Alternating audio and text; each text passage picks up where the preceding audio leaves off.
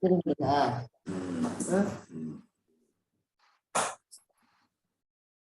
தண்ணி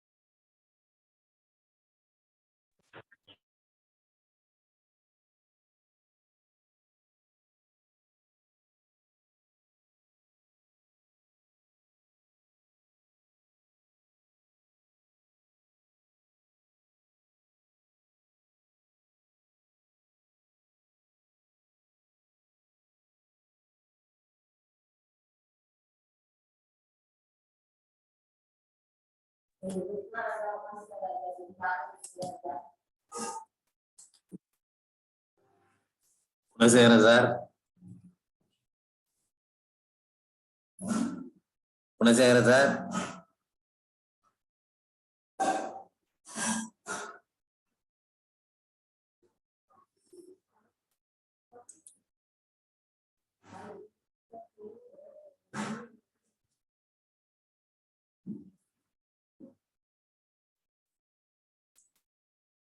sir audio கேட்கலையா sir? Gunasekaran sir.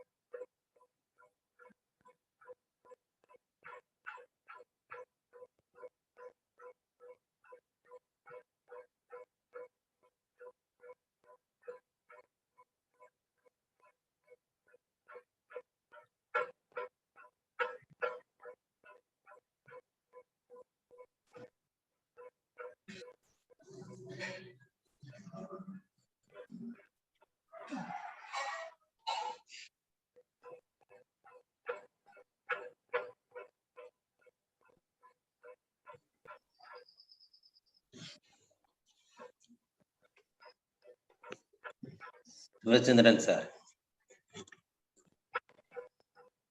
Sir sir வணக்கம் சார். வணக்கம் வணக்கம். காலர் போட்டுங்க சார். ஒரு நிமிஷம் சார். சரி சரி காலம்.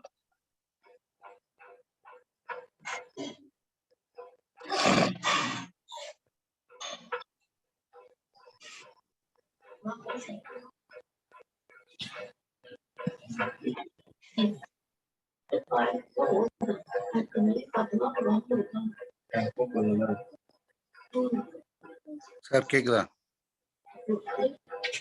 கேக்குது கேக்குது. ரைட்.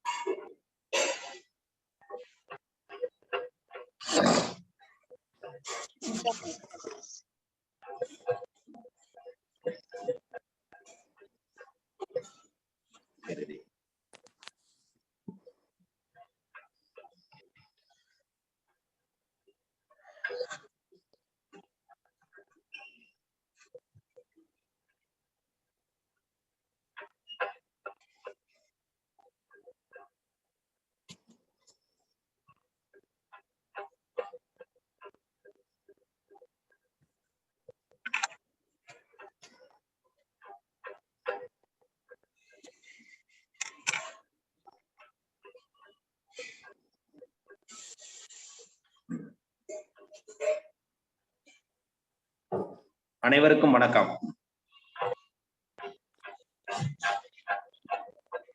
எல்லாம் வல்ல இறைவனின் திருவருளால் ரோட்டரி மாவட்டம் 298 மாவட்ட ஆளுநர் ரோட்டரியன் வி செல்வநாதன் அவர்களின் சீரிய தலைமையில் Rotary Club of Karaikal French City வழங்கும் காலை சக்கரம் மனிதனின் இயற்கை வாழ்வியல் முறை உன் உடல் உன் உடன். இந்த திட்டத்தை சிறப்பாக நடத்தி கொண்டிருக்கும் Rotary Club of Karaikal French சிட்டியின் உதவியாளர் ரொட்டேரியன் ரவி அவர்களுக்கும், தலைவர் ரொட்டேரியன் குணமுடன் அவர்களுக்கும், செயலாளர் ரொட்டேரியன் ராஜ்குமார் அவர்களுக்கும், இன்று நம்முடன் இணைந்து பணியாற்ற காத்துக் கொண்டிருக்கும் Rotary Club of Manora Pattukottai சங்கத்தின் உதவி ஆளுநர் தாமஸ் ஆரோக்கியராஜ் அவர்களுக்கும், தலைவர் சிவச்சந்திரன் அவர்களுக்கும், செயலாளர் சத்தியமூர்த்தி அவர்களுக்கும் மற்றும் அனைத்து சங்க உறுப்பினர்களுக்கும் காலை வேளையிலே வாழ்த்துக்களையும் வரவேற்புகளையும் தெரிவித்துக் கொண்டு, இன்று நமக்கு சிறப்பானதொரு ஆசனங்களையும் பயிற்சிகளையும் அளிக்க காத்துக் கொண்டிருக்கும் ஆசான் கண்ணப்பனையா அவர்களுக்கும், பூங்குடி கண்ணப்பனம்மா அவர்களுக்கும், திட்ட தலைவர் ரமேஷ் மோகன் அவர்களுக்கும், இந்த இணைப்பிலே இணைந்து நமக்காக பல தொடர்ந்து சிறப்பித்துக் கொண்டிருக்கும் அனைத்து நல் உள்ளங்களுக்கும் இந்த காலை வேளையிலே வாழ்த்துக்களையும் வரவேற்புகளையும் தெரிவித்துக் கொண்டு, நிகழ்ச்சியின் முதல் நிகழ்வாக ரோட்டரி இறைவணக்கம் வாசிக்க வருகிறார் Rotary Club of Manora Pattukottai சங்கத்தின் தலைவர் சிவச்சந்திரன் அவர்கள். அனைவருக்கும் வணக்கம். இந்த வாய்ப்பினை உங்களுக்கு நல்கிய Karaikal French City Rotary Club of Karaikal French City தலைவர் அவர்களுக்கு எனது நன்றி எனது சங்கத்தின் சார்பாக தெரிவித்துக் கொள்கின்றேன். ரோட்டரி இறை வணக்கம். எங்கும் நிறைந்த எங்கள் இறைவா, எல்லையில்லா பரம்பொருளே, இன்பத்தின் ஊற்றே, அன்பின் அரணே, அருளின் ஒளியே, எங்கள் எண்ணம் சொல் செயல் யாவற்றிலும் தூய்மை நிலவிட வேண்டுகிறோம். உலகின் நல்லறவும் நட்புறவும் அன்பும் அறனும் அமைதியும் தலைத்திட நின்னல் வேண்டி நிற்கின்றோம். யாதும் ஊரே யாவரும் கேளீர் என்பதை உணர்ந்து மக்கள் தொண்டிலே நாங்கள் நாடும் ஈடுபட எங்களுக்கு வலிமை தருவாய். எல்லோரும் எல்லா வளமும் பெற்று இனிதே வாழ்ந்திட இறையே அருள் புரிவாய். நன்றி, வணக்கம். நன்றி சார். ரோட்டரி இறை வணக்கம் வாசித்த மனோரா பட்டுக்கோட்டை சங்கத்தின் தலைவர் சிவச்சந்திரன் அவர்களுக்கு நன்றி. அடுத்த நிகழ்வாக இறை வேண்டுதல் அளிக்க வருகிறார் பூங்குடி கண்ணப்பன் அம்மா அவர்கள்.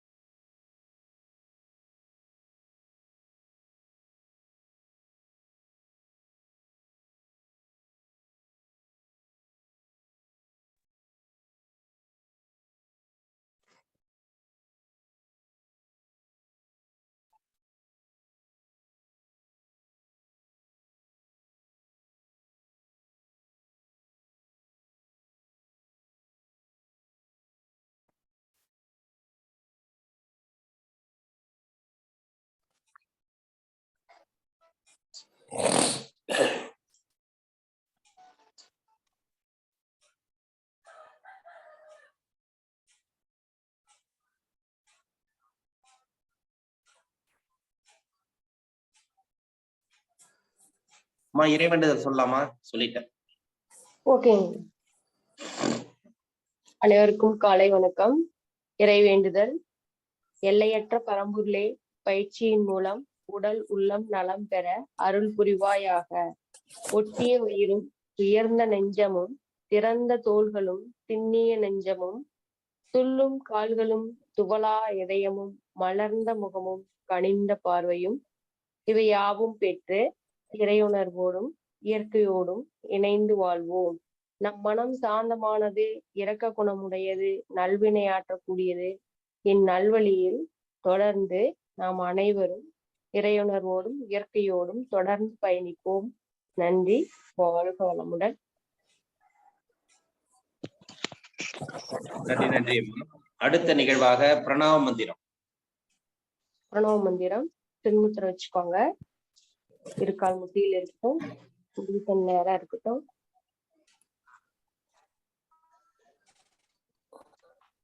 நீண்ட மூச்சு காற்று உள்ளிருக்கிறோம்.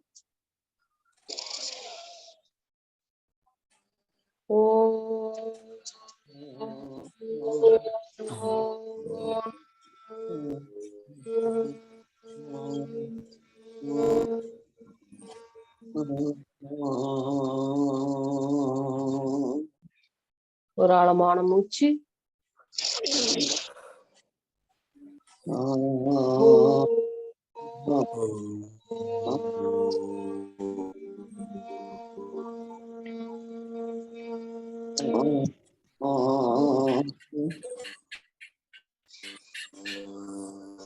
ஒரு ஆழமான மூச்சு.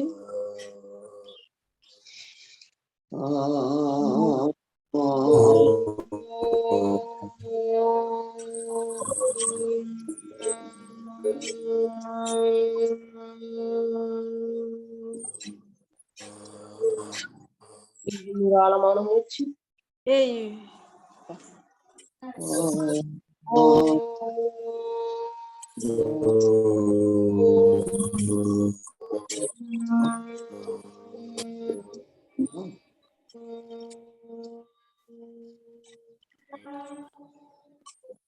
கைகளை நன்றாக உரசி கண்கள் மேல் வைத்து நல்லா திறந்துக்கலாம்.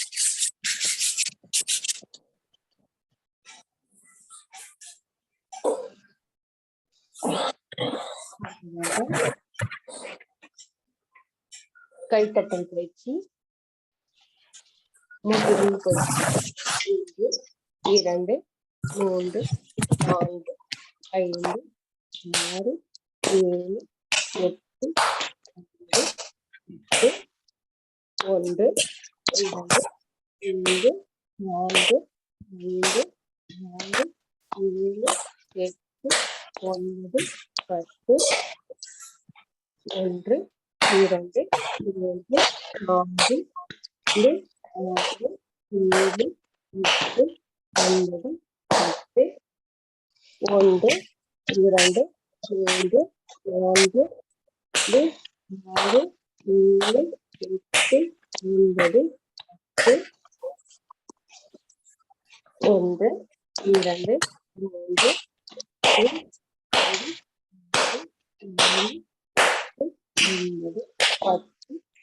1 2 3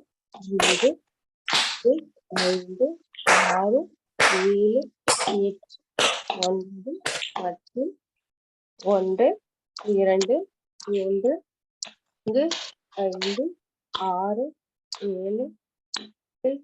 9 10 1 2 3 4 5 6 7 8 9 10. ஒரு ஆழமான மூச்சு காற்று.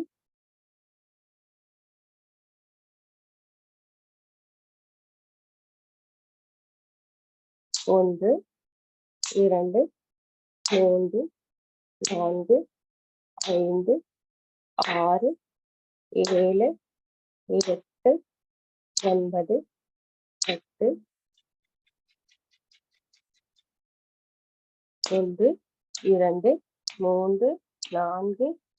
3 4 6 7 8 9 10 1 2 3 4 5 7 8 9 10 1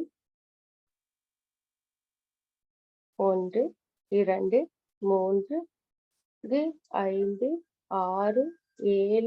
6 7 8 9 10 1 2 3 4 5 6 7 8 9 10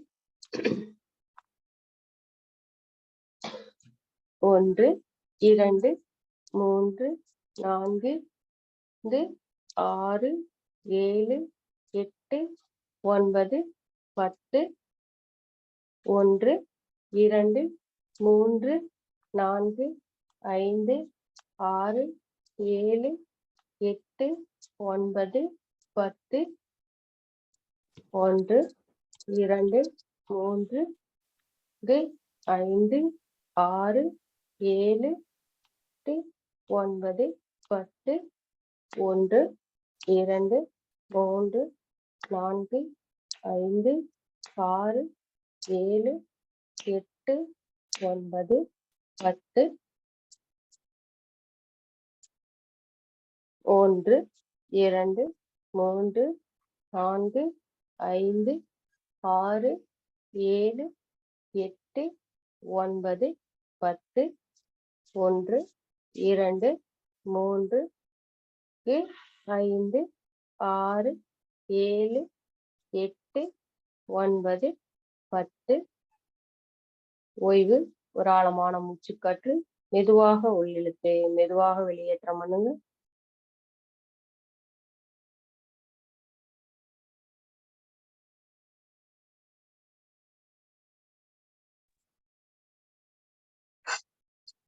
அடுத்ததாக கண்களுக்கான பயிற்சி.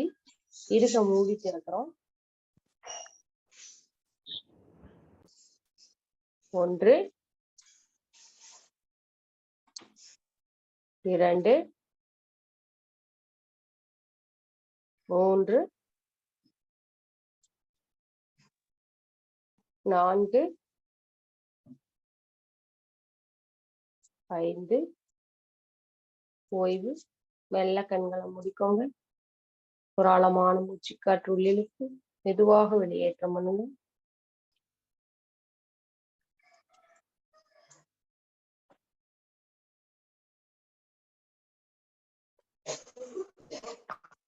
மெதுவாக கண்களை திறந்து மேலும் கீழும் வலது இடது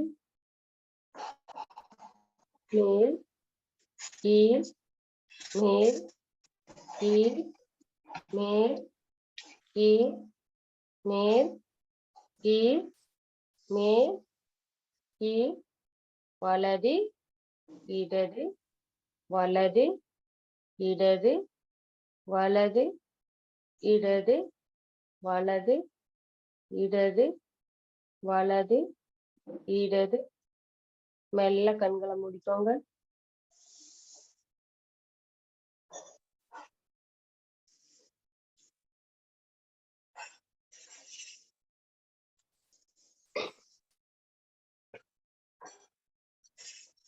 ஒரு ஆழமான மூச்சுக்காட்டு மெதுவாக உள்ளிழுத்து மெதுவாக வெளியேற்றம் பண்ணுங்க.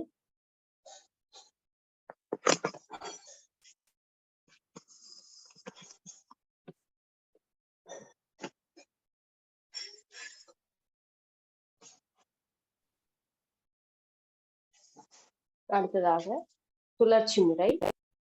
மெதுவாக கண்களை திறந்து வலது மேல் இடது கீழ் வலது மேல் இடது கீழ் வலது மேல் இடது கீழ் வலது மேல் இடது கீழ் வலது மேல் இடது கீழ். அடுத்த ஆப்போசிட் சுழற்சி முறை. இடது மேல் வலது கீழ் இடது மேல் வலது கீழ் இடது மேல் வலது கீழ் இடது மேல் வலது கீழ். மெதுவாக கண்களை மூடிக்கோங்க. இறுக்கமில்லாம ஒரு ஆழமான மூச்சுக்காற்று மெதுவாக உள்ளிழுத்து மெதுவாக வெளியேற்றம் பண்ணுங்க.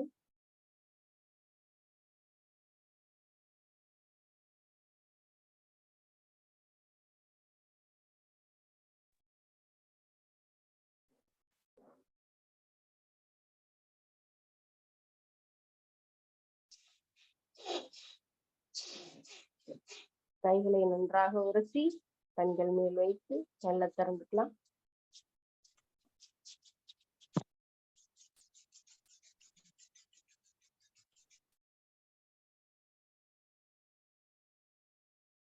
நன்றி. வாழ்க வளமுடன். நன்றி நன்றி அம்மா. அடுத்த நிகழ்வாக நின்ற நிலை ஆசன பயிற்சி.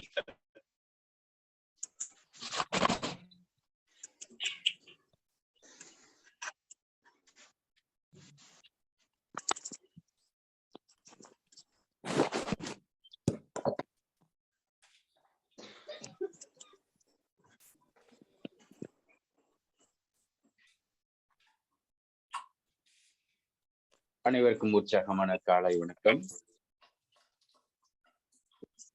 முதலில் நின்ற நிலை பயிற்சிகள்.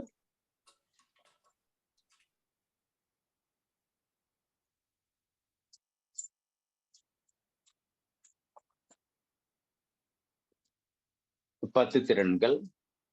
முதல் நிலை.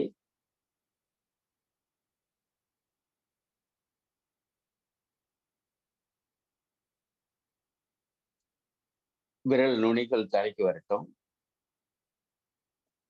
கழுத்து மேல இருக்கட்டும்.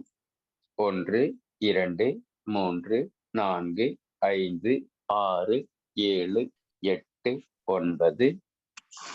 அடுத்த கால் 1 2 3 4 5 6 7 8 9. இடுப்பில் கைகள் வைத்து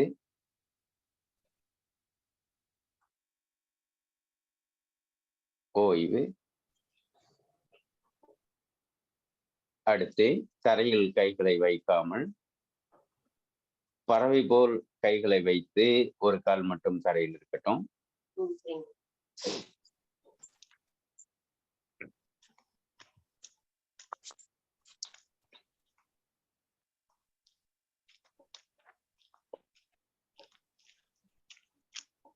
இப்படியே கொஞ்சம் கொஞ்சமா வச்சுக்கிட்டே வந்தீங்கன்னா பேலன்ஸ் கிடைக்கும்.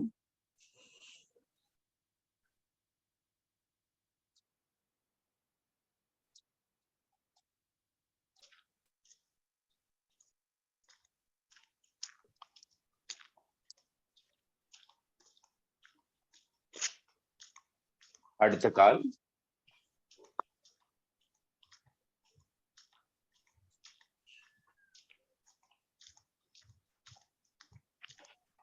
முடிஞ்ச அப்படியே வணக்கம் முத்திரை வைங்க.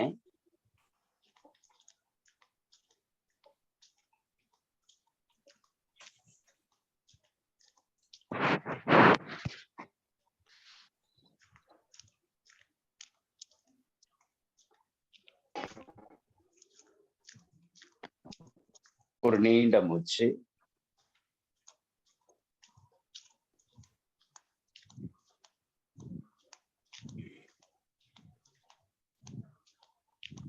பத்திரங்கள் தொடர்ச்சியாக செஞ்சுக்கிட்டே வந்தோம்னா கட்டாயம் இந்த நிலை எட்டும். அடுத்த ஆசனமாக பாதகஸ்தாசனம்.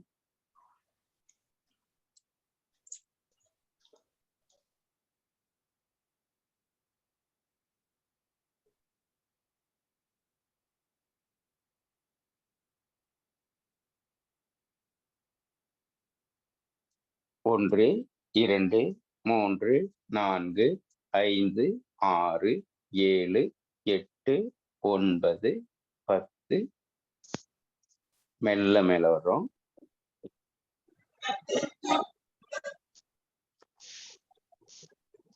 திரையாசனம். செய்த பயிற்சிக்கு ஓய்வு நிலை, ஆழ்ந்த மூச்சு, அதை விட ஒரு ஆழமான மூச்சு. அடுத்ததாக திரிகோணாசனம்.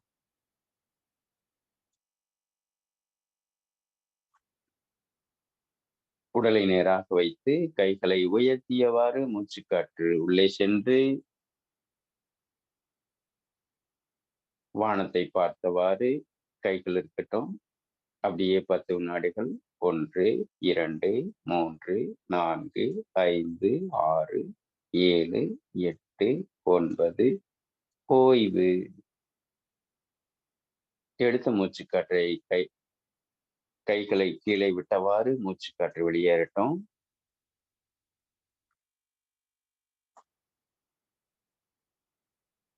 ஒன்று 2 3 4 5 6 7 8 9. ஓய்வு.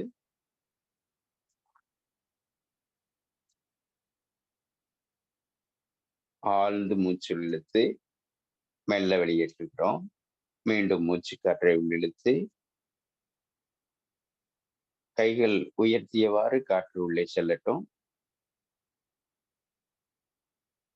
பார்வை மேல இருக்கட்டும். 1 2 3 4 5 6 7 8 9. காற்றை உள்ளிழுத்தவாறு கைகள் மேல வரட்டும். மீண்டும் மூச்சுக்காற்றை உள்ளிழுத்து எதிர் திசையில் 1 2 3 4 5 6 7 8 9. ஓய்வு. கால்கள் இணைத்து வைத்து கைகள் இயல்பாக தொங்கவிட்டு ஆழ்ந்த மூச்சு.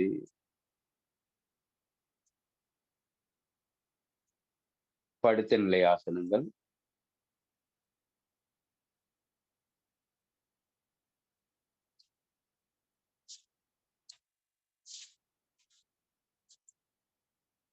உருளாசனம்.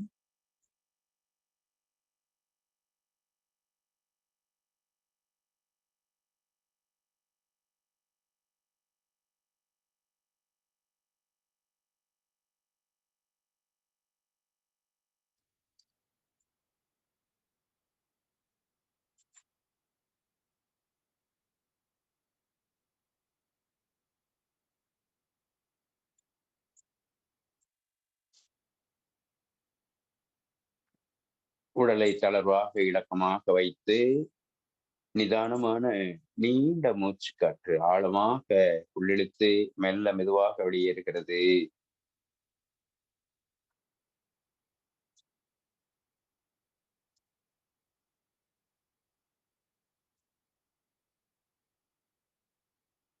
காற்றை உள்ளிழுக்கும் பொழுது வயிற்று பகுதி மேல வரட்டும்.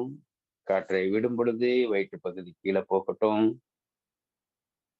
இதுவே முறையான மூச்சு. இரு கால்களையும் இணைத்து வைத்து கால்களை இழுத்து பிடித்தவாறு நம்முடைய மூக்கு நுனி இரு கால் முட்டிக்கு நடுவில் வரட்டும். 1 2 3 4 5 6 7 8 9. அடுத்து பக்கவாட்டில்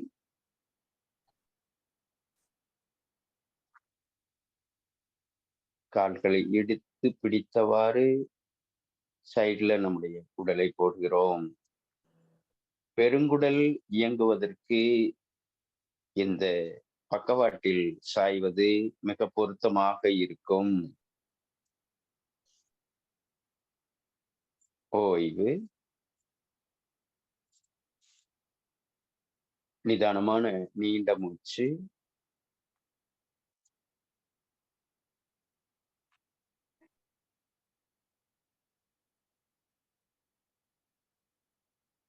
அடுத்ததாக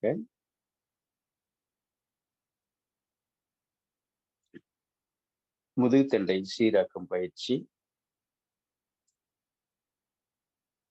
வலது கால் இடது கால் கட்டைகளுக்கு நடுவில் வைத்து கால்களை இடப்புறமாக சாய்க்கிறோம். தலை வலப்புறமாக போகிறது. இரு கைகளும் பக்கவாட்டில் உள்ளது. இரு கைகளும் தரையை பற்றியவாறு உள்ளது. 1 2 3 4 5 6 7 8 9. ஓய்வு.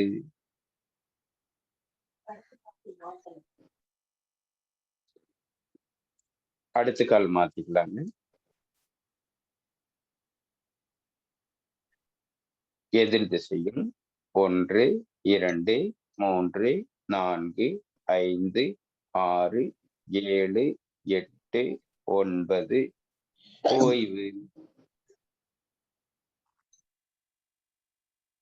ஒரு நிதானமான நீண்ட மூச்சு. அடிவயிற்று பகுதி நிறையும் அளவுக்கு காற்று உள்ளே சென்று மெல்ல வெளியேறட்டும். அடுத்ததாக கவிழ்ந்து படுத்த நிலையில்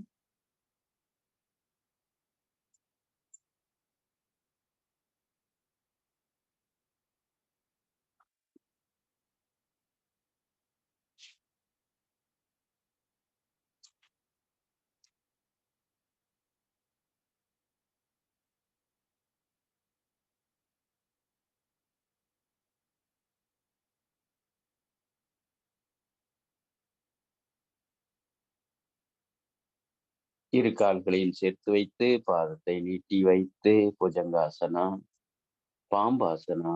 1 2 3 4 5 6 7 8 9. ஓய்வு. ஒரு நிதானமான நீண்ட மூச்சு.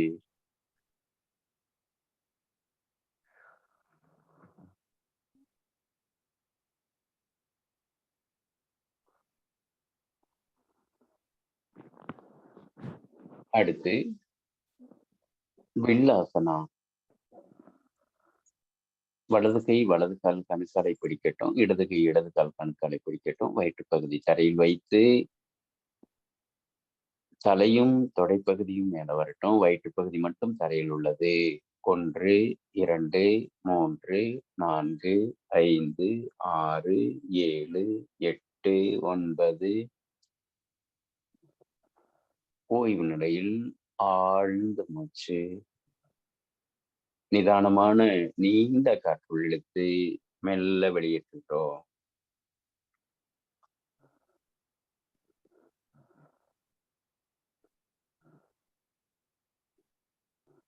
அடுத்ததாக முயலாசனம்.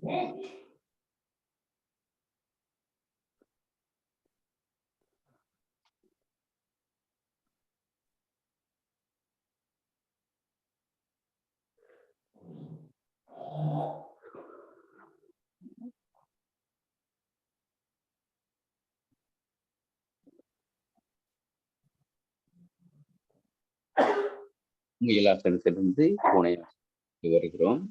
பூனையாசனம் முதுகுத்தண்டுக்கான மிக முக்கியமான பயிற்சி இது. தலை மேல வரும் பொழுது காற்று உள்ளே செல்கிறது, தலை உள்ளே போகும் பொழுது காற்று வெளியேறுகிறது. 1 2 1 2 1 2 1. அடுத்ததாக வலது காலை இடுப்பினுடைய உயரத்திற்கு மேல உயர்த்துகிறோம். வலது கால் 2. தலை உள்ள போகுது, கை உள்ளே, கால் உள்ளே வருகிறது. 1 2 1 2 1 2 1. அடுத்த கால் 2 1 2 1 2 1 2 1 2. ஓய்வு. மீண்டும் முயலாசனம்.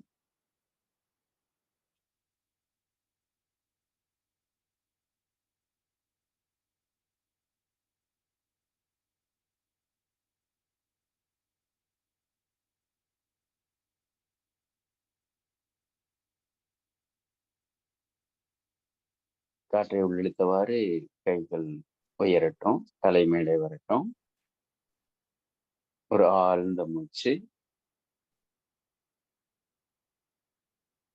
அதை விட ஒரு ஆழமான மூச்சு காற்றை உள்ளிழுத்து மெல்ல வெளியேற்றுகிறோம். அடுத்ததாக சிம்மாசனத்தை கவனிக்கிறோம். சிம்மாசனம். இரு கால்களுக்கு நடுவில் அமர்ந்துள்ளோம். இரு கைகளும் முன்பக்கமாக உள்ளது. நெஞ்சு பகுதி நிமிர்த்தி விடுகிறோம். நிமிர்த்திய பிறகு நன்றாக வாயை திறந்து நாக்கை வெளிநீட்டுகிறோம்.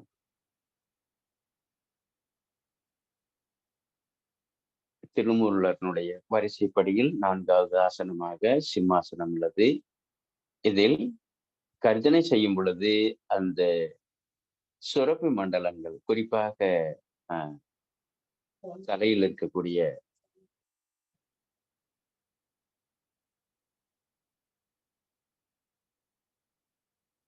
தைராய்டு சுரப்பி மண்டலத்தை சரி பண்ணக்கூடியது. இப்ப கர்ஜிக்கிற நிலையை பாருங்க.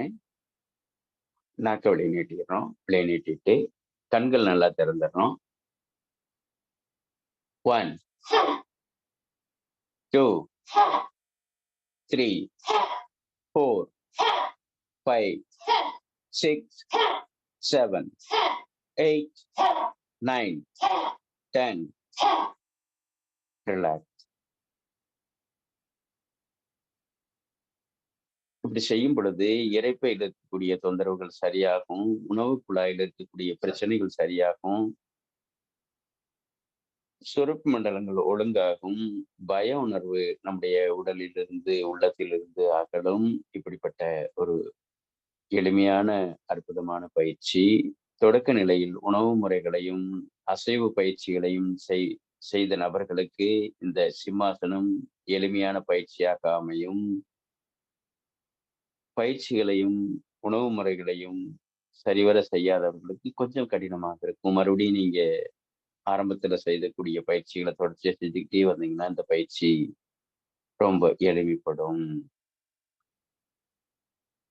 உடலை உங்களுடைய சௌகரியத்துக்கு வைத்து ஆழ்ந்த மூச்சு, கண்களை மூடி நிதானமான நீண்ட காற்றாக உள்ளே சென்று மெல்ல மெதுவாக வெளியேறட்டும்.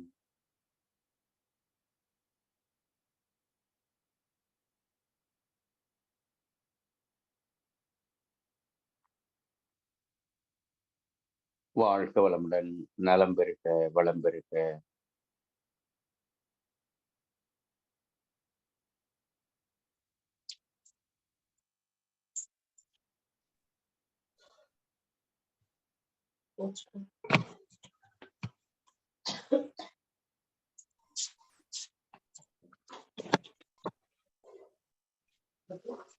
நன்றி நன்றி நன்றி அம்மா. அடுத்த நிகழ்வாக கிரியா பயிற்சி மற்றும் சுவாசத்தை கவனித்தல்.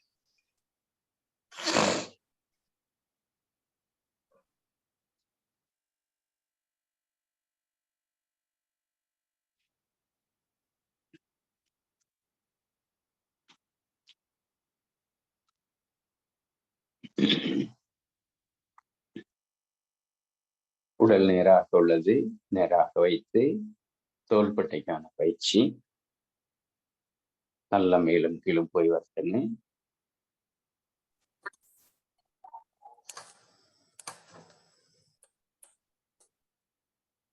ஒரு நீண்ட மூச்சு. ஆனந்த முத்திரையில் இருநாசு வழியாக ஒரு 5 முறை காற்றை வெளியேற்றுகிறோம்.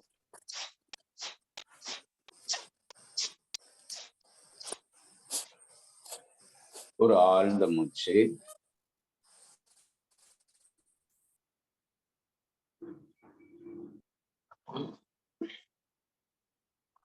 அடுத்து உள்ளெடுத்து வெளியேற்றுகிறோம்.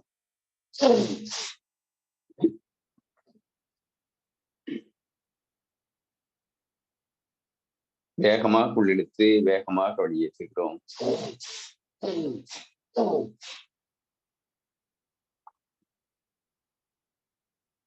ஒரு நீண்ட மூச்சு.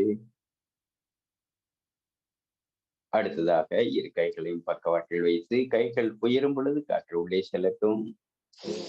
1 2 1 2 1 2 1 2 1 2 1 2 ஓய்வு.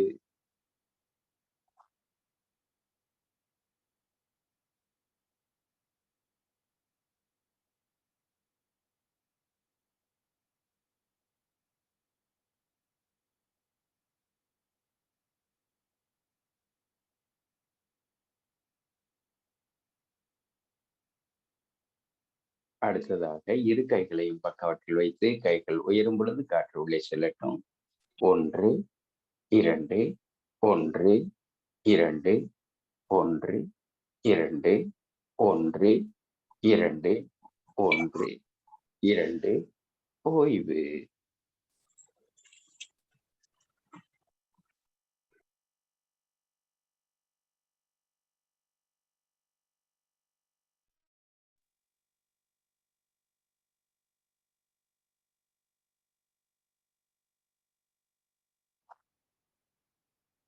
அடுத்ததாக இந்த கிரி பயிற்சி செய்ததற்கு மாற்றான பயிற்சி. நீண்ட காற்றுள் இழுத்து ஆழமாக உள்ளிழுத்து இரு காதுகளுக்குள் இந்த ஆள்காட்டி உள்ளே அடைத்து மகர ஓசை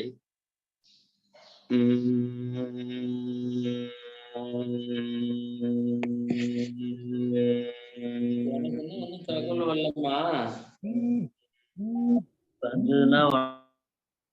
மீண்டும் ஆழமாக காற்றை இழுத்து மகர ஓசை.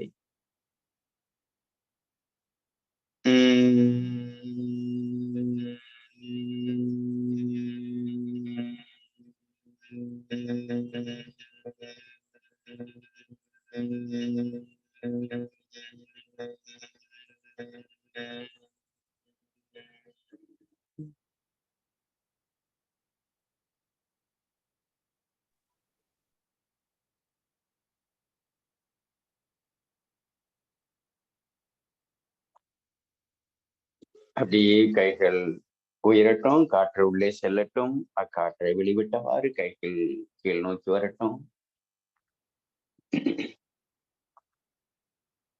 கைகள் மேலே உயர்கிறது, காற்று உள்ளே செல்கிறது. ஆழமாக உள்ளெடுத்து அந்த காற்று மெல்ல வெளியேறட்டும். மீண்டும் மெல்ல ஆழமாக சீராக உள்ள போகட்டும். நன்றாக உள்ள போய் மிக மெதுவாக வெளியில விட்டுங்க.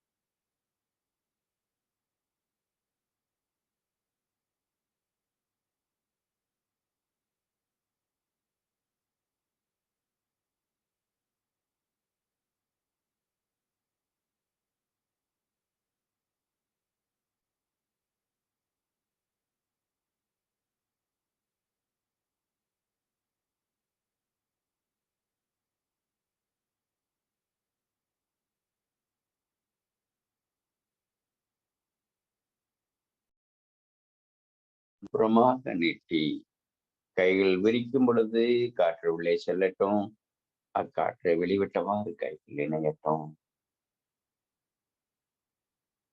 மெல்ல சீராக ஆழமாக உள்ளே சென்று மெல்ல வெளியேறட்டும்.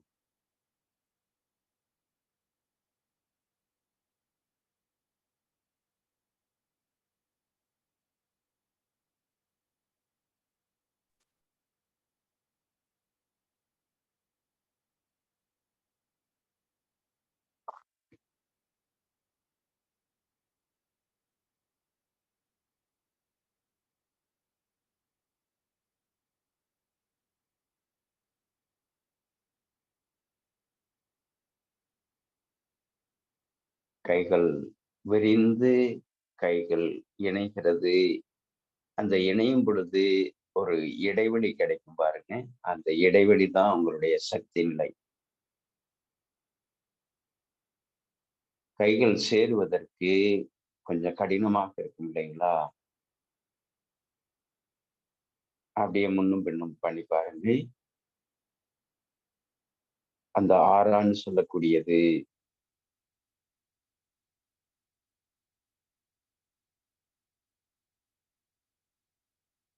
மெல்ல மெதுவாக கைகளை வைங்க.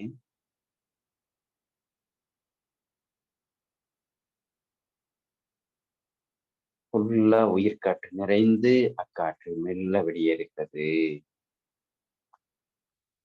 அப்படியே கண்களை மூடி உடலை நேராக வைத்து கவனம் சுவாசத்தில் இருக்கட்டும்.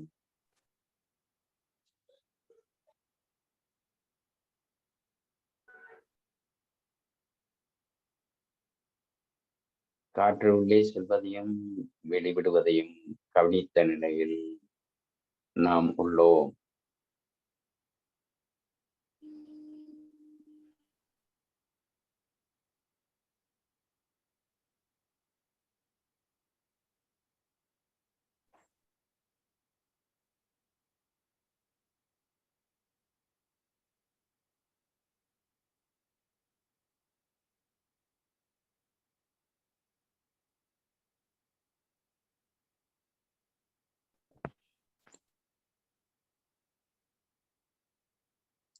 காற்று அதுவாக நிகழ்கிறது. மனம் பார்வையாளராக உள்ளது.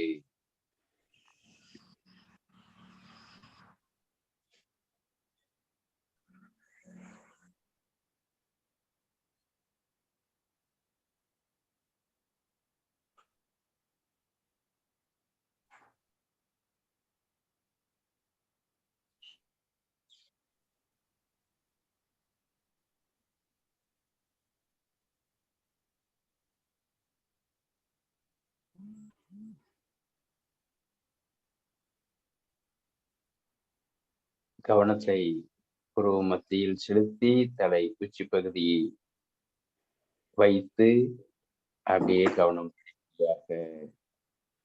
கால் பாதம் வரைக்கும் தலை வரைக்கும் செல்லட்டும். உடலில் எந்த ஒரு தொந்தரவு வந்தாலும் அதை எதிர்ச்செயல் செய்யாமல் இந்த நிகழ்வு மாறும் என்ற எண்ணத்தில் சூடோ குளிர்ச்சியோ அரிப்போ வேற என்ன நிகழ்வு நடந்தாலும் உங்களுடைய கைகளை அந்த இடத்திற்கு செலுத்த வேண்டாம். இதுவும் மாறும். உடலில் உள்ள செயல்பாடுகள் மாறிக்கொண்டே இருக்கும். அதேபோல் நம்முடைய வாழ்க்கையிலும் நிகழ்வுகள் மாறிக்கொண்டே உள்ளது. ஆகையால் இந்த உடலிலிருந்து நம்முடைய உள்ளத்திற்கு, நம்முடைய செயல்பாட்டிற்கு நகர்த்துகிறோம். ஆகையால் எதிர்ச்செயல் செய்யாமல் இந்த உடலில் ஏற்படக்கூடிய மாற்றங்களை நாம் கவனிப்பாளராக கவனித்துக் கொண்டுள்ளோம்.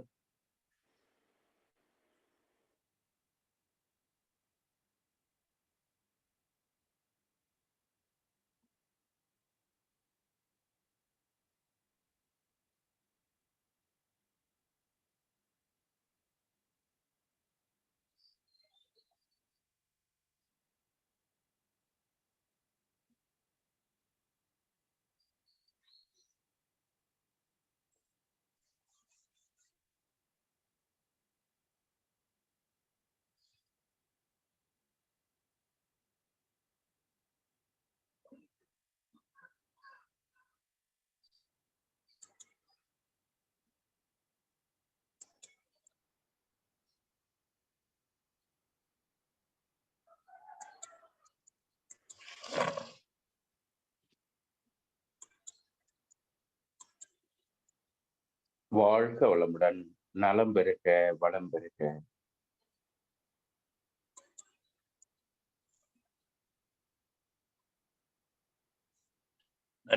நன்றி நன்றி ஐயா. அடுத்த நிகழ்வாக ஹீலர் பாஸ்கர் ஐயாவின் தினம் ஒரு சிந்தனை ஆடியோ மூலம் கேட்க இருக்கிறோம்.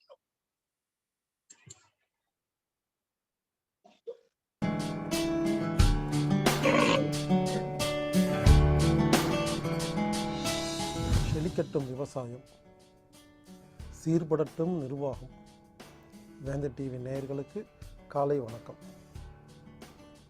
உடல் ஆரோக்கியம் என்பது மனதையும் புத்தியும் பொறுத்து அமைகிறது. மனசையும் புத்தியும் சரி செய்யலைன்னா உடம்பு சரி பண்ண முடியாது. மனசையும் புத்தியும் சரி செஞ்சால் தான் உடம்பு சரி செய்ய முடியும். மனம் என்பது எப்பொழுதுமே பிடிச்ச விஷயத்தையே ஆராய்ச்சி பண்ணும், பிடிச்சது பிடிக்கலன்னு. புத்தி என்பது நல்லது கெட்டதை பற்றி ஆராய்ச்சி பண்ணும். இது ரெண்டும் பேலன்ஸ் பண்ணி கூட்டிகிட்டு போனால் தான் உடம்பு நல்லாயிருக்கும். உதாரணமாக கணவனும் மனைவியும் வாடகைக்கு வீடு பார்க்க போகிறாங்க. காலையில் போகிறாங்க, ஒரு புரோக்கர் கூட்டிகிட்டு போகிறாரு. 10 வீடு காட்டுறாரு. ஒரு சில வீடு மனசுக்கு பிடிச்சிருக்கு, பார்த்தோன்னா சூப்பராக இருக்குது. நேராக போகிறாரு. உள்ளே போய் பார்த்தா கிச்சன் ரொம்ப சின்னதாக இருக்குது. தண்ணி ஒழுங்காக வரல, கார் பார்க்கிங் இல்லை, ரோடு சரியில்லை, வாஸ்து சரியில்லை, ஒரு கெட்ட ஸ்மெல் அடிக்குது. இதெல்லாம் என்னது? புத்தி. அப்போ மனசுக்கு பிடிச்ச வீடாக இருந்தாலும் புத்திக்கு பிடிக்கலைங்கிறனால வேறு வீடு பார்க்கலான்னு சொல்கிறோமா? மறுபடியும் இன்னொரு வீட்டுக்கு கூட்டிகிட்டு போகிறாரு. அங்கே எல்லாமே கரெக்டாக தான் இருக்குது. வாஸ்து கரெக்டாக இருக்குது, கார் பார்க்கிங் கரெக்டாக இருக்குது, ரோடு கரெக்டாக இருக்குது, வாடகை எல்லாம் கரெக்டாக இருக்குது. ஆனால் மனசு சொல்லுது வேண்டாம், என்னமோ தரலிங்க. அந்த ஹஸ்பண்டு கேட்பாரு, ஏம்மா நல்லா தாமா இருக்குன்னு. இல்லைங்க வேண்டாங்க, சொன்னால் கேளுங்க, ஏன்னு கேட்காதீங்க, எனக்கு பிடிக்கலைங்க அப்படிம்பாங்க. ஏன்னா பிடிக்கல. ஒரு விஷயம் புரிஞ்சுக்கங்க, இந்த மனசு இருக்கு இல்லையா, இது ஏன் பிடிக்கல ஏன் பிடிச்சிருக்குன்னு காரணமெல்லாம் சொல்லாது. பிடிக்கலன்னா பிடிக்கல, பிடிச்சிருக்குன்னா பிடிச்சிருக்கு. இப்படி 10 வீட்டை பார்த்துட்டு வீட்டுக்கு வராங்க. அம்மா கேட்குறாங்க, என்னப்பா வீடு பார்க்க போனேன் என்னாச்சுன்னு. என்ன சொல்கிறாரு, 10 வீடு பார்த்தேன், எதுவுமே செட் ஆகலை. என்ன செட் ஆகலை? சில வீடுகள் மனசுக்கு பிடிச்சிருந்தது ஆனால் புத்திக்கு பிடிக்கல.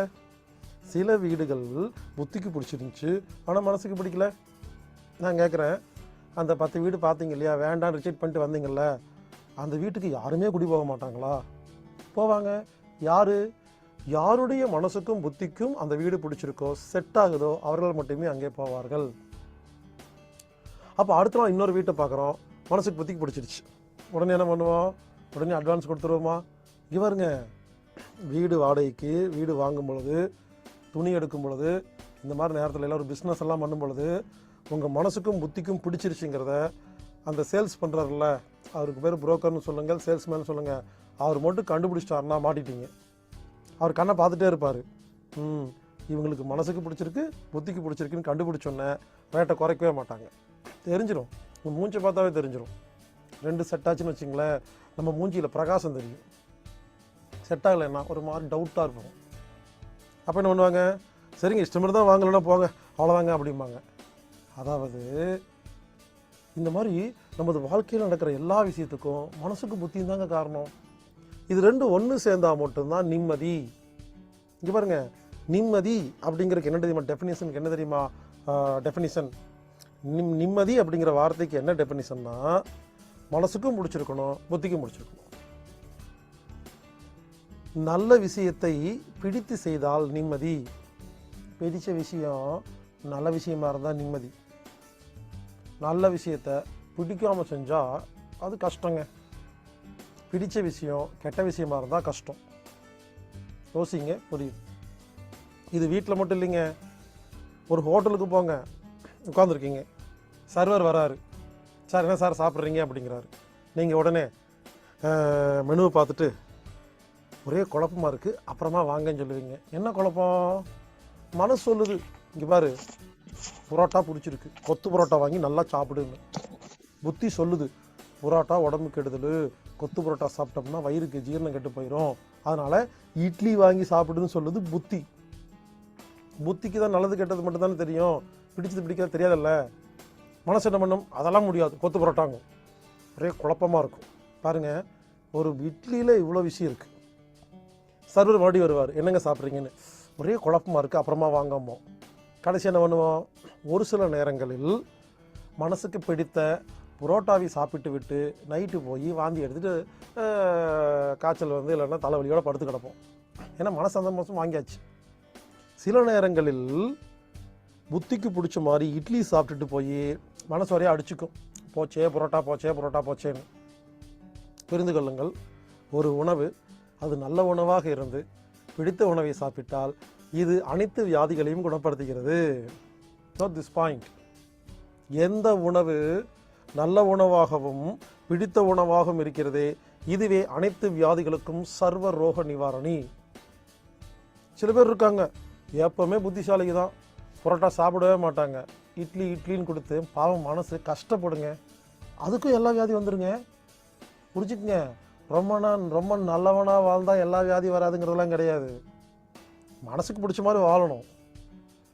சில பேர் புரோட்டாவே சாப்பிட்டு கொத்து புரோட்டாவே சாப்பிட்டு நோய் வந்துடும். நான் சொல்கிறது புரிஞ்சுக்குங்க, நான் இந்த பக்கம் பேசல அந்த பக்கம் பேசல, 2 கலந்து அடிக்கணும். 10 முறை இட்லி சாப்பிட்றீங்கன்னா ஒரு முறை புரோட்டா சாப்பிட்டு மனசை சந்தோஷப்படுத்தி வச்சிடணும். ஆமாங்க, டீ சாப்பிடாதீங்க காஃபி சாப்பிடாதீங்கன்னு நான் ஊருக்கெல்லாம் பிரச்சாரம் பண்ணுறேங்க. டீயில் டேனின் இருக்குது, காஃபியில் காஃபின் இருக்குது, அது குப்பை, இது சாப்பிடாதீர்கள், இது சாப்பிட்டா உடம்பு கெடுதல்னு நான் பேசுகிறத கேட்டு ஊரில் பல லட்சம் பேரும் டீ காஃபி சாப்பிட்ற நிறுத்திட்டாங்கங்க. ஆனால் நான் சாப்பிடுவேன்னா டெய்லி எல்லாம் இல்லை, என்னைக்காவது ஒரு நாள் ஜாலியாக ஃபேஷனாக. ஏன்னா மனசுன்னு இருக்கா இல்லையா, அதுக்கு பிடிச்சிருக்கா இல்லையா, கொடுக்கணுமா இல்லையா? புரிந்து கொள்ளுங்கள், புத்திசாலித்தனமாக வாழ்வதும் சரியல்ல, மனசுக்கு பிடித்த மாதிரி வாழ்வதும் சரியல்ல, 2ஐயும் கலந்து கொண்டு போவதே சிறப்பு. இப்படி தான் ஒரு நாள் ஒரு ஊரில் ஒரு ப்ரோக்ராம் போயிட்டு ப்ரோக்ராமெல்லாம் முடிச்சுட்டு வாழ்க வளமுடன் சொல்லி கிளம்புறேன். என்ன சார் ஏதாவது சாப்பிட்டு போகலாம் சார் அப்படின்னு சொல்லி என்ன பண்ணாங்க, ஒரு ஹோட்டலுக்கு கூட்டிகிட்டு போய் எல்லாத்துக்கும் காஃபி வச்சுட்டாங்க. ஏதோ டிகிரி காஃபியாமா. எனக்கு பார்த்தோன்னே ஆசை வந்துடுச்சு. டீ காஃபி சாப்பிடக்கூடாதுன்னு நான் ஊரெல்லாம் பிரச்சாரம் பண்ணிருக்கேன். எனக்கு காஃபி பார்த்து ஆசை வந்துடுச்சு. சரி எடுத்து குடிக்கலாமே நினைக்கிறேன். ஒருத்தர் ஓடி வந்து, சார் இவர் ஈழர் பாஸ்கர் சார், இவர் காஃபியெல்லாம் சாப்பிட மாட்டாருன்னு தூக்கிட்டு போயிட்டாரு. நானும் எல்லாத்துக்கு முன்னால் ப்ரெஸ்டீஜில் ஆமாம் சாப்பிட மாட்டேன்னு சொன்னேன். ஆனால் மனசு ஏங்குது. அப்புறம் என்ன பண்ணேன், எல்லோரும் அந்த இடத்த விட்டு வெளியே போனோடனே 1 மணி நேரம் கழித்து அதே ஹோட்டலில் போய் அந்த காஃபி சாப்பிட்டு தானே வந்தேன். புரிந்து கொள்ளுங்கள், மனதும் வாழ வேண்டும், புத்தியும் வாழ வேண்டும், இதுதான் வாழ்க்கை. சில பேர் அப்படி தான், எதை பார்த்தாலும் பர்ஃபெக்டாக நல்லது நல்லது கெட்டது மட்டுமே பார்த்துட்டு இருப்பாங்க. மனசு ஒழுங்காக இருக்காதுங்க, அதனால உடம்பு பாதிச்சிருங்க. சில பேர் மனசுக்கு பிடிச்ச மாதிரியே வாழ்ந்துட்டு இருப்பாங்க, யாரை பற்றி கவலைப்பட மாட்டாங்க. இவங்க கூட யாருமே வாழ முடியாது. அதுக்கு மட்டும் சந்தோஷமாக இருக்குங்க, அழகாக இருக்குங்க, நல்லா படுத்த தூங்கிடுங்க. ஆனால் கூட இருக்கவங்களாம் முடிச்சுட்டு கிடக்க வேண்டியது தான். புரிந்து கொள்ளுங்கள், மனதும் புத்தியும் இரண்டும் சேர்த்து கொண்டு போவதே ஆரோக்கியமான வாழ்க்கை. அப்பொழுது மட்டும்தான் உடம்பு ஆரோக்கியமாக இருக்கும் என புரிந்து கொண்டு இனிமேல் உடல் மனம் புத்தி ஆகியவற்றை தெளிவுபடுத்தி 3ஐயும் சந்தோஷமாக வைத்துக்கொண்டு நாம் ஆரோக்கியமாக வாழ்வோமாக. செழிக்கட்டும் விவசாயம், சீர்படட்டும் நிர்வாகம்.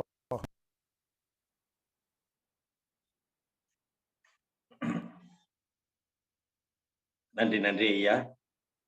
அருமையான ஒரு சிந்தனையை அளித்த ஹீலர் பாஸ்கர் ஐயாவுக்கு நன்றி. இந்த புத்தி மனமும் இரண்டும் சேர்ந்ததினால் இன்று காலச்சக்கரத்தில் பயணித்துக் கொண்டிருக்கிறீர்கள். சில பேருக்கு புத்தி இருந்து மனம் இல்லாதனால் காலச்சக்கரத்து வரவில்லை. சில பேருக்கு மனம் இருந்து புத்தி இல்லாதனால் காலச்சக்கரம். ஆனா சில பேர் பார்த்து நல்லா இருக்கு நல்லா இருக்கு நல்லா இருக்குன்னு சொல்லுவாங்க, ஆனா வர முடியாது. சில பேர் நான் கலந்துக்கணும்னு ஆசையா இருக்கும்பாங்க, ஆனா மனசு சரியில்லைம்பாங்க. இதே மாதிரியே வாழ்க்கையில சில பேர் போயிட்டு இருக்கிறாங்க. ஆனா காலகட்டத்துல இன்னைக்கு புத்தியும் மனமும் ஒன்றிணைந்து இந்த காலச்சக்கரத்தில் பயணித்துக் கொண்டிருக்கும் அனைத்து நல்லுள்ளங்களுக்கும் ரொம்ப நன்றி வாழ்த்துக்களையும் தெரிவித்துக் கொண்டு, அடுத்த நிகழ்வாக தினம் ஒரு வாழ்வியல் விளக்கம் அளிக்க வருகிறார் ஆசான் கண்ணப்பன் ஐயா.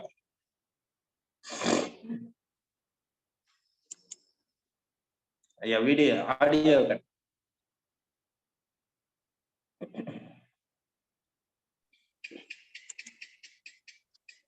அனைவருக்கும் காலை வணக்கம்.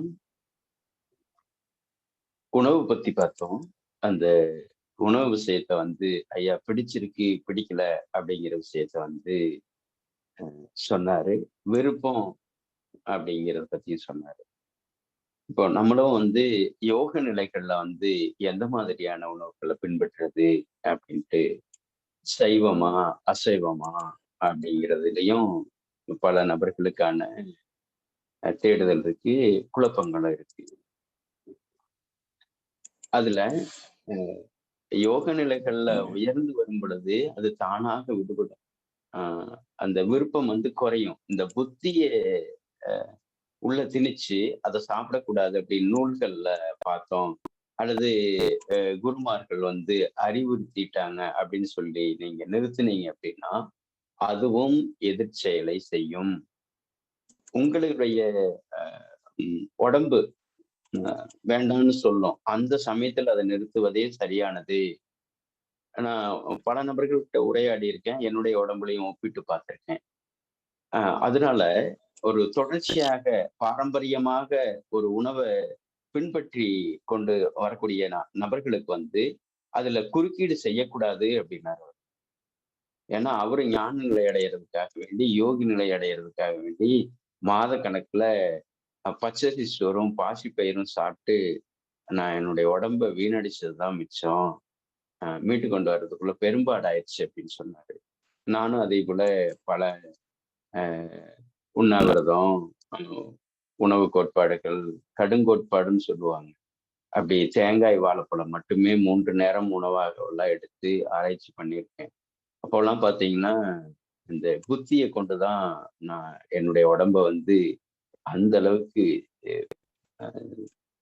சிதைச்சிருக்கேன். அதனுடைய வெளிப்பாடு தான் உங்ககிட்ட இந்த விஷயத்த ஆழமாக பதிய வைக்கிறேன். எதையும் ஒரு வலுக்கட்டாயமாக இப்படிதான் இருக்கணும் அப்படின்னு சொல்லிட்டு அந்த புத்தியில நம்ம சிக்கிக்க கூடாது. ஆணித்தரமாக அந்த விஷயத்த நீங்க அதை எடுத்துக்கணும். காப்பியா அல்லது உங்களுக்கு என்ன விருப்பமோ அந்த விருப்பத்தை கொடுத்தீங்க அப்படிங்கிற பொழுது அது ஜீர்ணிச்சுக்கும். அதோடு இந்த அசைவத்துல ஒரு மிக முக்கியமான விஷயத்தை இந்த இடத்துல நாம் குறிப்பிடுறோம். இந்த அசைவம் சாப்பிடக்கூடிய பிராணிகள் வந்து குடல் வந்து குட்டையாக இருக்கும், நமக்கு வந்து நீளமானதாக இருக்கு. அப்போ பிறவியிலேயே வந்து இந்த மனித பிறவி வந்து அந்த தொடக்க காலகட்டங்கள்ல கிடைச்சதை பறிச்சு சாப்பிட்டு போனதுதான். அதுவும் கிடைக்காத போது மிருகங்களை வேட்டையாடி சாப்பிட்டு வந்த மனித கூட்டம் தான் இந்த கூட்டம். அப்படிப்பட்டு வளரும்போது, பண்படுத்தும் பொழுது, அல்லது மேன்மை அடையும் பொழுது, வயது கூடும் பொழுது, அந்த ஜீரணத்துக்கு தகுந்த மாதிரியான உணவுகள் எடுத்துக்கொள்வதுதான் சரியானது. அதுல மிக முக்கியமான விஷயத்த ஓசோ பதிவிடுறாரு. அந்த மருத்துவத்திலிருந்து மனமற்ற நிலை. ஒரு விலங்க ஒரு அதை வந்து துரத்தி பிடிச்சு அதை வந்து வலுக்கட்டாயமாக அதனுடைய உயிரை பிரிக்கும் பொழுது அதற்குள் ஒரு சுரப்பி மண்டலம் ரசாயன சுரத்தை வந்து சுரக்க வைக்குது. இப்ப நீங்க அதை போட்டு அதை அழுத்தி அதை பிடித்து அதை பிரிக்கும் பொழுது அதற்கான சுரப்பு மண்டலம் வேறு. அது பீச்சி அடிச்சிடும். அது அந்த பித்த நீர் அந்த பய உணர்வை வந்து அதுக்குள்ள திணிச்சிடும். திணிக்கிற பொழுது அந்த உணவு சாப்பிடும் பொழுது ஒரு முரண்பாடான விஷயம் நடக்குதுங்கிறத ரொம்ப நுட்பமான விஷயத்த பதிவிடுறாரு. இதுல இன்னொரு விஷயத்தையும் கவனிக்க வேண்டியது இருக்கு. கிராமங்கள்ல கோயில்கள்ல அந்த ஆடுகளை வந்து அது சாமிக்குன்னு சொல்லிட்டு அதை சுதந்திரமா விடுவாங்க. கொண்டு போகும் பொழுதும் அந்த கோழியோ அந்த ஆடோ வந்து அந்த நேரத்துல வந்து அதன் மேல வந்து சாமி கும்பிட்டு தண்ணீரை தெளிப்பாங்க. தெளிக்கும் பொழுது அது தன்னிலை மறந்த நிலையில வந்து ஒரு சிலிர்க்கும். அந்த சிலிர்க்கிற போது அந்த உடலையும் உயிரையும் பிரிப்பாங்க. பிரிச்சுட்டு அதை உணவா கொடுத்து கொள்ளக்கூடிய நிலையும் இருக்கு. இந்த நிலையை நம்ம பார்த்திருக்கோம். மரணத்தை விட நோய் கொடியது அப்படிங்கிறாங்க. இந்த உடலுக்கும் சரி, அந்த விலங்குகளுக்கும் சரி. அந்த விலங்குகளுடைய உயிரை பிரிப்பது ஒரு பக்கம் இருந்தனாலும், அந்த அந்த உயிரை சித்திரவதை செய்யறது இல்லைங்களா? அதை வந்து வலுக்கட்டாயமா கொண்டு போறது, அந்த வண்டிகள்ல கொண்டு போறது, திணிக்கிறது, அதை வந்து ஒரு அன்பே இல்லாம அதை புடிச்சு வண்டிகள்ல கட்டுவது, இப்படியெல்லாம் வந்து அவங்களுக்கு அதனுடைய வலியோ, வேதனையோ எதுவுமே தெரியாது. அவங்க அதுல இருக்கக்கூடிய லாபம், அதுல இருக்கக்கூடிய உணவு மட்டும்தான் அவங்களுடைய கண்ணுக்கு தெரியும். அது குற்ற உணர்வு இல்லாம கூட அவங்க செய்வாங்க. அந்த குற்ற உணர்வாக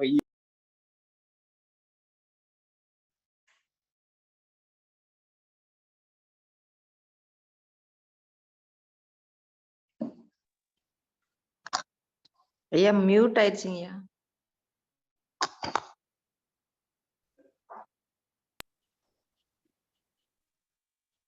கேக்குதுங்களாம்மா?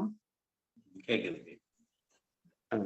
அதனால அசைவம் சாப்பிட்றவங்க எல்லாம் வந்து சரியில்லை, சைவம் சாப்பிட்றவங்க தான் சரி அப்படிங்கிற நிலைக்கு வரல.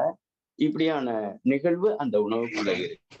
ரெண்டாவது, எந்த உணவு எடுத்தாலும் அந்த அந்த நபர் என்னவாக படிக்கிறாரோ, என்ன சிந்தனைகளை உள்வாங்கிக்கிறாரோ அது போல செயல்படுறாங்க. இன்னொரு விஷயத்தையும் ஓசோ சொல்றாரு. அந்த உடல் வந்து அந்த கனம் இல்லாம மேல உயர்ந்த நிலைக்கு போவதற்கு சைவ உணவு தான் சிறந்தது அப்படின்னு சொல்லப்படுது. எல்லா யோகிகளும் ஞானிகளும் சைவ உணவையே பரிந்துரைக்கிறாங்க. அதைத்தான் வந்து அவங்க எடுத்திருக்கிறாங்க. அதனால வந்து எந்த ஒரு உணவுல இருந்ததுனாலும் அந்த உணவுல இருந்து உடனடியாக மாற வேண்டாம் அப்படிங்கிறது என்னுடைய ஆழமான கருத்து. அந்த உணவுல இருக்கக்கூடிய மெயினான அந்த கொழுப்பு சத்து வந்து வேற எண்ணெய் வித்துக்கள்ல இருக்கு, அல்லது பால்ல இருக்கு. அந்த பால்ல இருக்கக்கூடிய நெய் வந்து உடலுக்கு பொருத்தமானதாக இருக்கும். அதனால வந்து கொழுப்பு சத்து அவசியமானது. அந்த அசைவ உணவுகள்ல அதிகமான கொழுப்பு இருக்கிறதுக்கான வாய்ப்பு இருக்கு. அந்த கொழுப்பை மற்ற உணவுகளிலிருந்து நாம் கிரகித்து கொண்டு மெல்ல மெல்ல உடனடியாகவும் எந்த ஒரு விஷயத்தையும் வந்து நீங்க விட வேண்டாம் அப்படிங்கிறதும் இந்த நேரத்துல நம்ம தெரிவிச்சுக்கிறோம். அது என்னுடைய உடலில் நான் பட்ட அனுபவங்களும் சேர்த்து நான் உங்ககிட்ட வந்து இந்த நேரத்துல பதிவிச்சுக்கிறேன். அதனால உணவு விஷயத்துக்குள்ள இப்படியான விஷயங்கள் உள்ள இருக்கு. அதுல நீங்க எந்தெந்த நிலையில இருக்கிறீங்களோ அதுல இருந்து படிப்படியாக விடுபட்டு மேல வரணும் அப்படிங்கிறாங்க. அதுல வேதாந்திரி மகரிஷியா வந்து கடைசியாக அந்த அசைவ உணவுகள்ல வந்து மீனுக்கு வாங்க, மீனிலிருந்து முட்டைக்கு வாங்க, முட்டையிலிருந்து அப்படியே அந்த படிப்படியாக அதை வந்து குறைச்சிக்கிட்டு வாங்க அப்படின்னு சொல்லுவாங்க. அந்த நிலையை நீங்க பின்பற்றினாலும் சரி. ஆனாலும் இந்த உடலினுடைய அமைப்பு, இந்த உயிரினத்தினுடைய அமைப்பு சைவ உணவுக்கு அப்படிங்கிறத வந்து அறிவியல் பூர்வமாகவும் தெரியுது. ஏன்னா இந்த குரங்கு அப்படிங்கிறது வந்து படிப்படியாக எப்படி மாறுபட்டிருக்கு அப்படின்னு சொல்லிட்டு அறிவியல் சொல்லப்பட்டிருக்கு. இன்னைக்கு உணவு பற்றாக்குறையில குரங்கையும் பார்த்திருக்கேன். நான் ஒகேனக்கல் போகும்போது அந்த ஒகேனக்கல்ல வந்து அந்த மீன் அந்த பிசிறுகளை எல்லாம் எடுத்து அந்த அந்த குரங்குகள் சாப்பிட்றதையும் பார்த்திருக்கேன். இப்படி அந்த இடத்துக்கு தகுந்த மாதிரி, உணவுக்கு தகுந்த மாதிரி பல்வேறு நிலைகள் இன்னைக்கு மாறுபட்டு இருக்குது. அதனால உங்க உடலுக்கு எது பொருத்தமானதோ அதை எடுத்துக்கொண்டு பயிற்சிகளை மேற்கொண்டு அந்த வாழ்வியல் முறை பின்பற்றி இந்த உடலையும் உள்ளத்தையும் உயர்த்துவோம். நாளும் உயர்வோம். நலம் பெருக, வளம் பெருக. வாழ்க வளமுடன். நன்றி நன்றி ஐயா. இன்றைக்கு எல்லார் மனதிலும் இருக்கக்கூடிய ஒரே கேள்வி சைவமா அசைவமா என்பதை நல்ல ஒரு தெளிவான ஒரு விளக்கத்துடன், அதாவது சைவம் உண்டு அசைவம் உண்டு, நம்ம எந்த நிலைக்கு சைவம் முக்கியம் என்பதையும் நல்ல தெளிவாக விளக்கி ஆசான் கண்ணப்பனையா அவர்களுக்கு நன்றி. இந்த நிகழ்வில் சிறப்பான ஒரு நிகழ்வை ஏற்படுத்தி கொடுத்து கொண்டிருக்கும் ஆசான் கண்ணப்பனையா அவர்களுக்கும் பூங்கொடி கண்ணப்பன் அம்மா அவர்களுக்கும், இந்த நிகழ்வை சிறப்பாக நடத்தி கொண்டிருக்கும் Rotary Club of Karaikal French city சங்கத்திற்கும், இன்று நம்முடன் இணைந்து பணியாற்ற Rotary Club of Manora Pattukkottai சங்கத்திற்கும், திட்ட தலைவர் அவர்களுக்கும், இந்த நிகழ்விலே கலந்து கொண்டு சிறப்பித்துக் கொண்டிருக்கும் அனைத்து நல் உள்ளங்களுக்கும் இந்த காலை வேளையிலே நன்றிகளையும் வாழ்த்துக்களையும் தெரிவித்துக் கொள்கிறோம். முன்பு சொன்னது போல் இந்த நிகழ்வில் வந்து பல பேர் கலந்துட்டு இருக்கீங்க. ஆனா வந்து அந்த குரூப்ல வந்து நான் அந்த ஆட் பண்றதுக்கு நம்பர் சொல்லியிருந்தேன். அந்த நம்பர்ல கொஞ்சம் சொல்லிட்டீங்கன்னா இன்னும் கொஞ்சம் சில பேருக்கு குரூப்ல ஆட வேண்டியது இருக்கு. அந்த நம்பர் அனுப்பி ஒரு மெசேஜ் அனுப்புங்க, உங்களுக்கு வந்து அந்த குரூப்ல ஆட் பண்ணிடலாம். விரைவில் அந்த நம்பரை வந்து நீங்க அனுப்புனீங்க ரொம்ப நல்லதா இருக்கும். ஓகே, இந்த நிகழ்வை தொடர்ந்து எங்களுடன் இணைந்து பணியாற்றி கொண்டிருக்கும் அனைத்து நல் உள்ளங்களுக்கும் இந்த காலை வேளையில் நன்றிகளையும் வாழ்த்துக்களையும் தெரிவித்துக் கொண்டு இன்றைய நிகழ்வை இத்துடன் நிறைவு செய்து மீண்டும் நாளை சந்திப்போம் என்று கூறி நன்றி கூறி விடைபெறுகிறோம். நன்றி, வணக்கம். வாழ்க வளமுடன், வாழ்க வளமுடன், வாழ்க நலம்.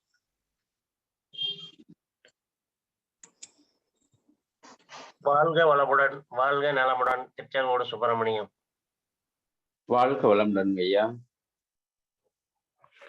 நன்றி ஐயா. வாழ்க வளமுடன். நன்றி ஐயா. வாழ்க வளமுடன். வாழ்க வளமுடன். நன்றிங்க ஐயா. வாழ்க வளமுடன். வாழ்க வளமுடன். நன்றிங்க ஐயா. வாழ்க வளமுடன். வாழ்க வளமுடன். ஐயா நன்றிங்க ஐயா. வாழ்க வளமுடன். வாழ்க வளமுடன். ஐயா சிங்கம் பயிற்சி மட்டும் ஒரு வாட்டி செஞ்சு காமிக்க, அந்த மூச்சு வருது கடைசி மூச்சு வர்றத மட்டும்.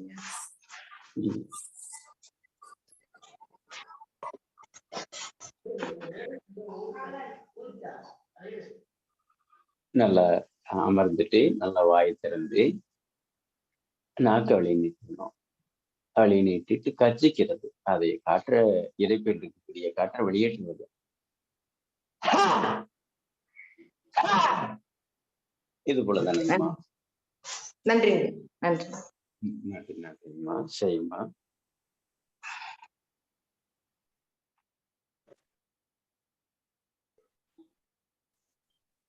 நன்றிங்க ஐயா. வாழ்க வளமுடன். நன்றிங்க ஐயா. வாழ்க வளமுடன், வாழ்க வளமுடன், வாழ்க வளமுடன். வாழ்வாங்கு வாழ்க, வாழ்க வளமுடன். நன்றிங்க ஐயா. வாழ்க வளமுடன். வாழ்க நன்றிங்க ஐயா. வாழ்க வளமுடன். வாழ்க வளமுடன்.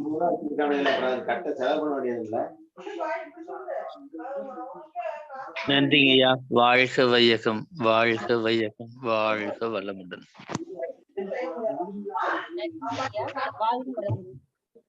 வாழ்க வளமுடன்.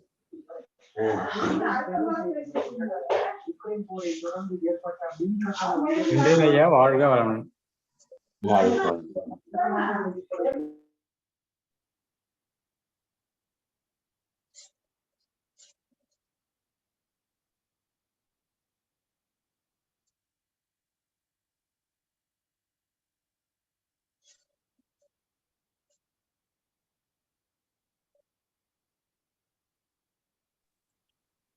தலைவரை மீட்டிங் பண்ணிடலாமா? பண்ணிக்கலாம்.